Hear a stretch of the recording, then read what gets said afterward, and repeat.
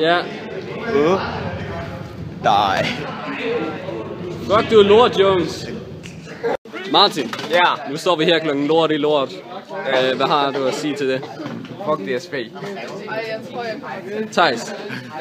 Hvor meget længere er 10 minutter i forhold til 5 minutter?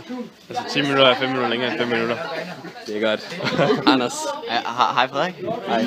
Vil du afslutte med dine nogle kloge ord? Med nogle kloge ord? Ja. Så tidligt om morgenen? Ja. Jeg ved sgu ikke, hvad jeg kan sige. Jeg er bare frisk. Ja. Martin, så ruller vi igen. Ja, vi ruller igen. Nu kører vi med Øresundstoget, og de var simpelthen nødt til at holde og vente på os. Ja, Martin. Vores tog var forsinket. Martin, jeg har et meget vigtigt spørgsmål til dig. Ja. Hvad synes du om alkoholfri øl? Jeg kan ikke lide øl generelt, og heller ikke alkoholfri, så okay. Lige meget. Vi hørte det her først. Martin, ja. Har du en speciel besked, du gerne vil sende til Nina? Ja, nej. Det kommer an på, om du ser den her besked, eller ej. Det gør nok, for vi ender sikkert med at vise den. Ja.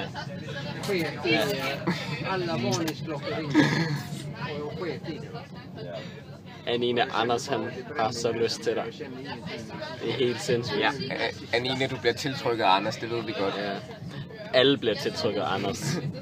Anders er sådan en universel sexskud. Få folk til at falde. Martin, kan du godt lide rulletrapper? Ja, jeg kan godt lide rulletrapper.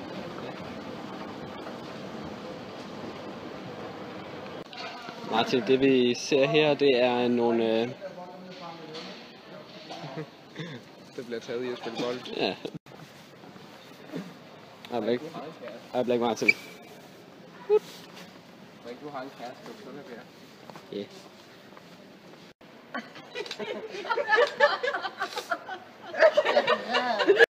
Tre. Hvilken? 2. Nu. Hvilken er vi? Nå, den.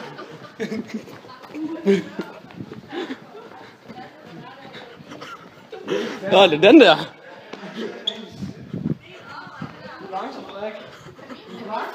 Fucking shit. Kom igen, Kasper. Op på dig ordentligt. Kasper, hvordan har du med, du tager? Jeg vidste ikke, hvor vi skulle hen. Må du se, når jeg løber? Ja.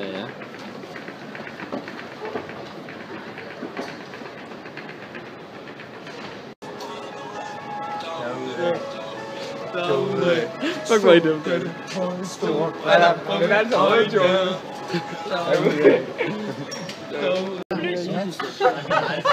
Victor. Har du en lille smule handicap? Hvad så? Victor, han er blevet handicappet, mens vi var... Jeg er uddannet handicaphjælper. Det her, det er så det vrag, vi skal flyve med. Vrag? Det glæder mig. Det hedder EasyJet. Jeg tvivler på, det er den allerbedste sted. Nice. Det her, det er din første... det er første gang, du er ude at flyve. Hvordan har du med det? Jeg synes, det er meget fedt. Men jeg synes, den flyver lidt langsomt. Jeg plejer at løbe hurtigt. Hvad siger du? Jeg kan ikke komme over sædet. Fuck, det så fedt ud.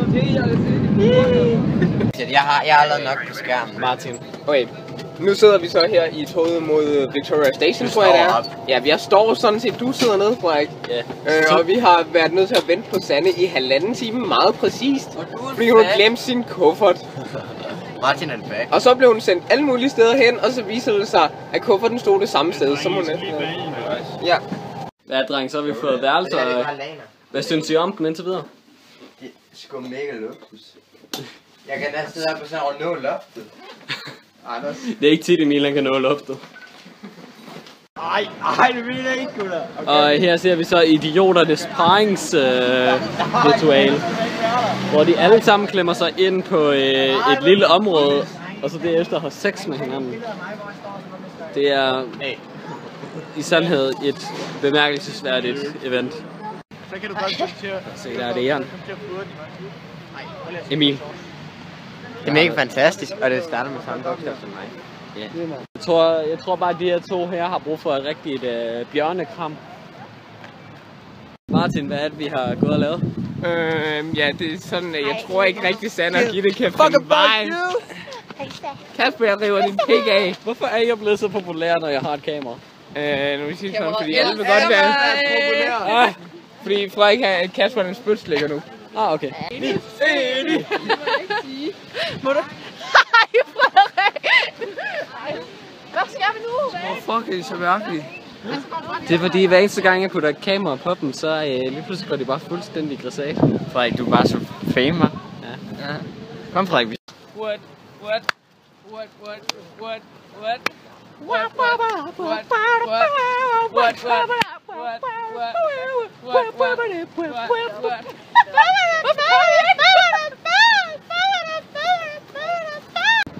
Og det er så her alle de rige mennesker, de bor. Og alle de rige mennesker, de kan godt lide at bo på nøjagtigt den samme måde. Med en lille fed hus. Med en lille... Gammel græker. Ja, gamle grækere i England. Har jeg aldrig hørt om dem? Og Jonas, herfra der kan vi se Big Ben. Kan vi? Ja. En af Arsenals bedste spillere nogensinde. Aha, Jones. Med det her billede er der ingen, der vil lægge mærke til, at huset er væk. Nå, Det der, jeg ved slet ikke, hvem det er Morgan Freeman. Nå, det kan være sagt. Anders, ved du, hvem det her det er? Ja, det er ham der Gandhi der. Nej, det er Master Yoda. Ja. Anders, prøv lige at kigge på ham der. Ja, ham der? Ja, han minder mig lidt om Martin, han sådan lige ved at falde. Martin? Nå. Og så endelig, Anders, ikke? Ja. Så har vi pingvinen fra Batman. Pingvinen fra Batman, ja. Ja. Det er utroligt med alle de her historiske figurer, der står her. Ja, der er stor fandme meget. Ja. Prøv at se, Jones. Det vi har her, ikke? Det er faktisk fordi, der er ekstremt stor fare for politikere. Politikere? Ja, det er... der er faktisk ekstremt stor chance for at møde en politiker herinde. Og det er meget smittende.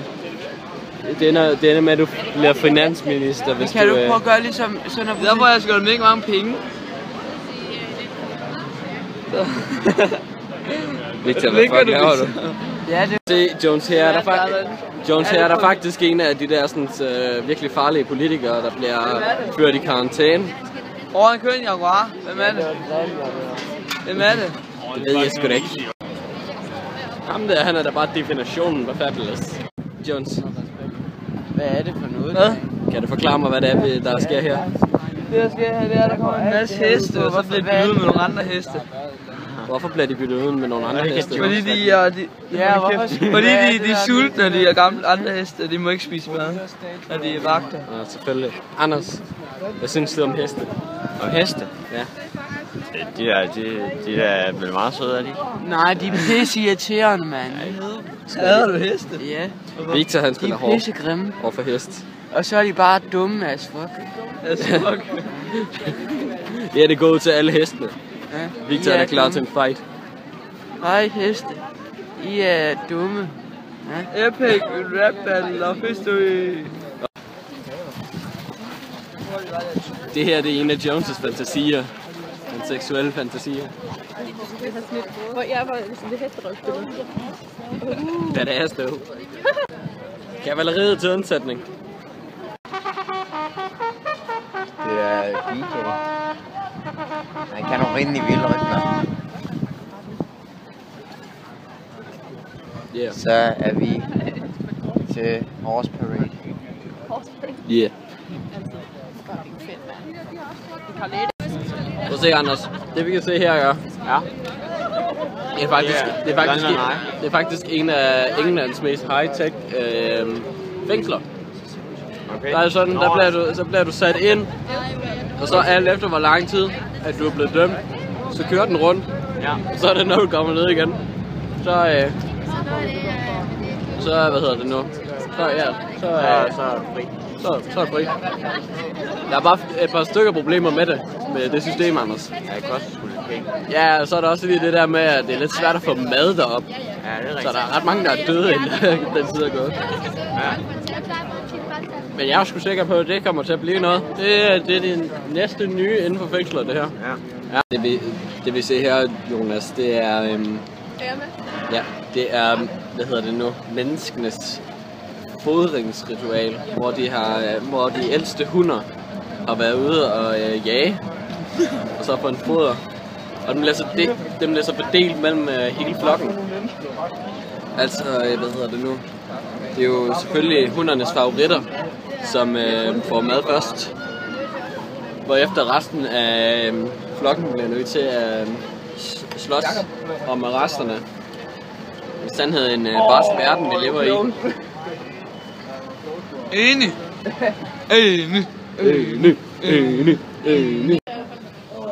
Der er nogen, der bliver gift derovre, Anders. Anders, kan du fortælle os nogle rørende ord? Nogle rørende ord.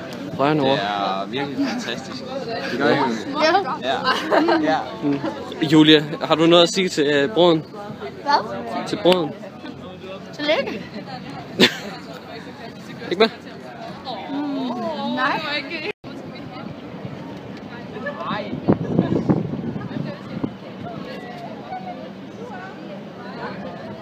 Du squad.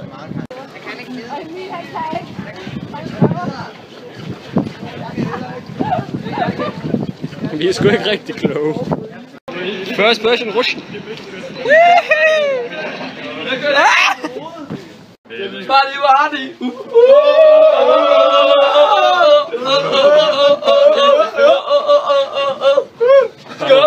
Skub til taget. Skub til taget. Nej, det er allerede åbent. What? Det var det just der. Lad mig se dig. Skub til taget. Fuck. Okay. Ladies and gentlemen, er I klar?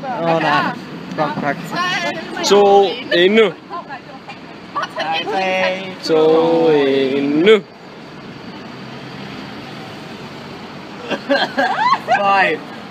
Føj for fanden, var du lækker. Lort. Øj, det lugter også. Det smager hundelort. Det smager ligesom en hundelort. They see me rolling. They hate it. Patrolling, turn gets me riding dirty. Turn gets me riding dirty. Ja, Katrine, hun ligner en, der er klar til at kysse. Hun er ikke min, så jeg må ikke kysse med hende. Gør det alligevel. Jeg skal Det lige... kan altså være utro bremse. Gør det. Hun er en andens. Hun... We will now determine your current color mood. Jeg tror, det er grøn. While scanning is in process, please keep your arms and legs inside the circle at all times. Vi skal finde ud af, hvilken farve Ida hun er Please nu. refer to the view screen to see your current color mood. You're looking for an exciting challenge. Try mixing a costume blend of M&M's. Oh! Thank you. And Ja, drengen skal vi ind og have nogle hot slots. Hot slots. Ej, filmer du? Play to win. Play to win. Nogle hot slots. Play to win. Shot man godt eller småt. London sucks. Så nu har vi fundet min statue. Frederik, Duke of York. Og jeg er den anden søn af George Commander-in-Chief. George den 3. Commander-in-Chief of the British Army. Ja, det er mig. Ja, nej, Jeg har faktisk vist dig. Ej, må du holde? han ser den ud af mig. Den ser bare mega nice ud. Den ser en farlig ud. Den ser dangerous ud. Jeg tror, den er mega rar indeni, så tror jeg, at der har en god personlighed. Sådan indeni. Men udenpå der er den sådan hård, men så indeni er den bare mega blød. Jeg tror, den er blevet mobbet som barn. Tror du? Ja. Det kunne godt være, fordi den er anderledes. Ja. Eller fordi den helt til bider negle. Jamen, nu er jeg blevet snart spist af en fugl. Hvordan har du med det? Får du noget kø? Og så lander der en fugl på dig. Er du klar på det?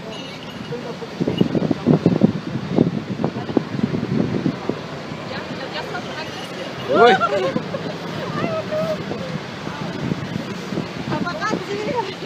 Ej, det kunne jeg godt tænke mig at prøve det der. Jones er the motherfucking foolmaster. Jones, hvor har han med det?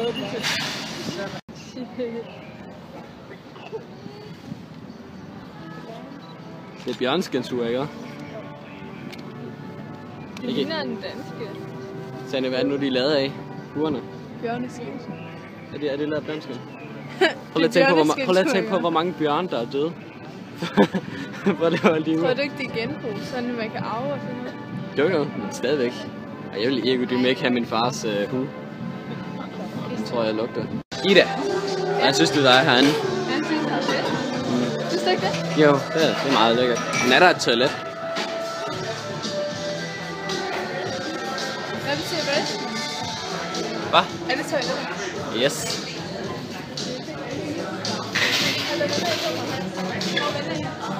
Jeg tror også, jeg går på toilet. Okay, så kom. Nå, Anders, nu er vi jo kommet i fængsel, ikke? Ja. Det kan du godt huske. Ja. Fra i går. Ja, det kan jeg godt. Ja. Det går sgu ikke. Det går ikke. Hele klassen er bare blevet sat i fængsel. Ja, det er ikke godt. Det er ikke godt. Det er simpelthen ikke godt. Altså, det er ude. Det er ude. Der var vi tidligere. Nu bliver vi lukket ind. Nej, det går ikke. Nu kan vi slet ikke se det. Nej, det er... Anders, vi er bange. 40 minutter, så vi spærret ind. Det tror jeg 40 minutter, hele 40 minutter. Og der kommer ikke noget mad. Vi dør af sult. Det er ikke godt. Anders, jeg er bange. Ja, det er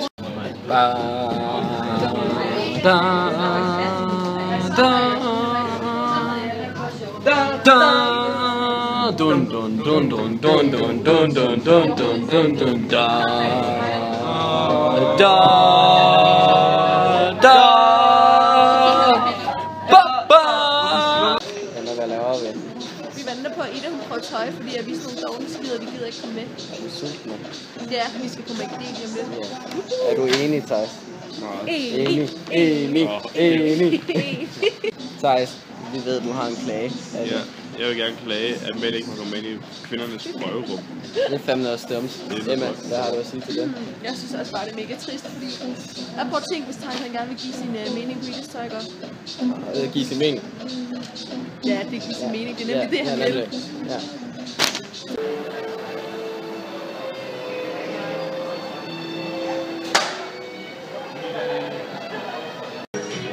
Det ser en lille bitte smule drabeligt ud, det her.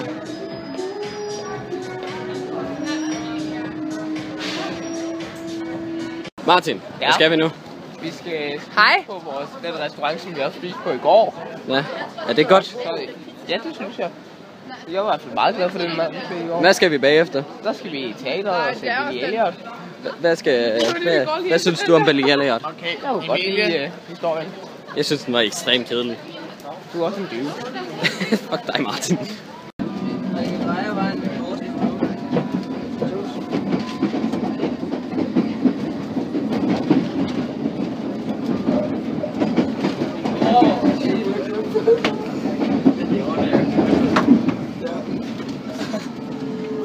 Gitte, hvad laver vi nu? Lige nu er vi inde for at se Billy Elliot. Du må nok hellere snakke lidt højere. We are going to watch Billy Elliot. Ja, ikke på engelsk, bare lidt højere. Bare lidt højere.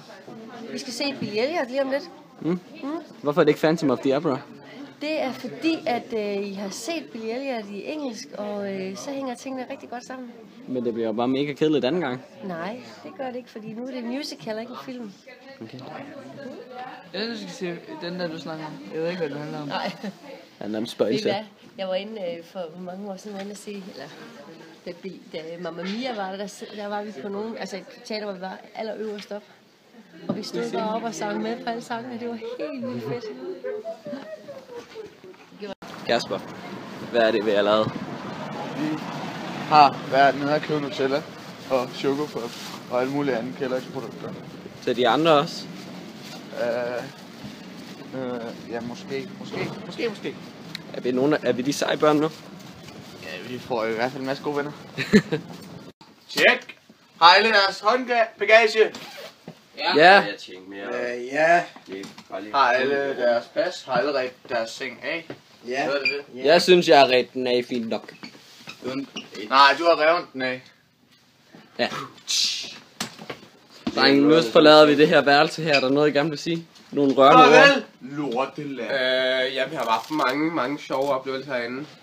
Og mange mærkelige fortællinger. Og flere ting, som vi ikke nævner på internettet. Din mor. Hej Frederik. Hej Anders. Jeg skulle hilse fra din mor. Vil du afslutte med nogle rørende ord? Nogle rørende ord, jeg synes, det er trist, vi skal hjem. Solbriller på mit øjne. Jeg har haft det så hyggeligt. Derude. Det er mega trist. Det forstår jeg godt, Anders. Hva? Martin er nu låst inde. Martin, han er bukket inde. Han kan ikke komme ud igen. Hjælp.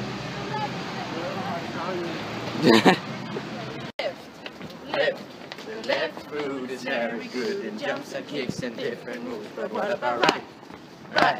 The right can make you hops and left. Pas på, den ikke napper dig i tæerne, Julie. Hvad? Pas på, den ikke napper dig i tæerne. Jamen, det kan den aldrig gøre, for jeg er bare sådan... Så løber den bare væk. Anders. Nu ruller vi ind i... Hvad er det, vi ruller ind i? Er det en planet, eller hvad? Ja, det er. Det ser faktisk ret awesome ud, Jan. Det ser meget nice. Uha.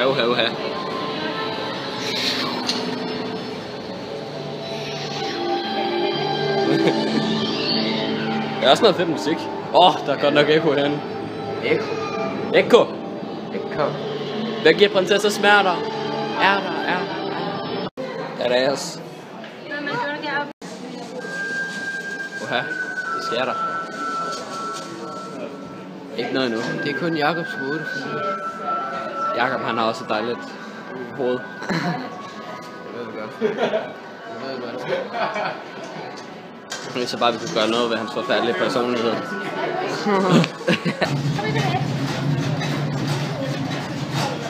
Vi ryster, Jakob. Og se. Men det rystede ikke alt for meget. Der er knækket jorden. Så det var hyggeligt. Og muren er knækket. Jakob, hvorfor går du også og gør sådan noget? Ja, det ved jeg ikke. Anders. Hvad? Hvis du var en fugl, hvad for en fugl vil du så være? Ja, jeg sgu ikke. Jeg kender ikke så mange fugle. Vil du være en flamingo? En flamingo? Fordi du er fucking fabulous. Ja, det kan være meget fedt. Pelikane, så kan du have alle mulige med i næbet. Så kan du have alle mulige ting med i næbet. Ja. Anders. Ja. De har broer. Jakob, det vi kan se her, ikke? Det er faktisk en tidlig udvikling af giraffen. Det var før, at der begyndte at gå med hovedet sådan oprejst. Det kan godt se, ikke? Ja. Prøv at se, Jakob. Det er julemanden. Så er vi på Victoria Station. Og her bliver jeg engang væk. Jakob. På en skala fra 1 til 10, hvor glad er du for, at du ikke skal til Malaysia? Jeg ved ikke om Malaysia. Nej, det hedder Malaysia. Hvad er Malaysia? Jeg ved ikke om Malaysia. Martin. Vi skal ud og flyve. Virkelig. Ja. Jeg troede, det var en bus. Nej, men du blev overrasket. Shit, man. Det er den slags små daglige overraskelser, der var fede. Små. Eller du er små. Små, når din bus blev til et fly.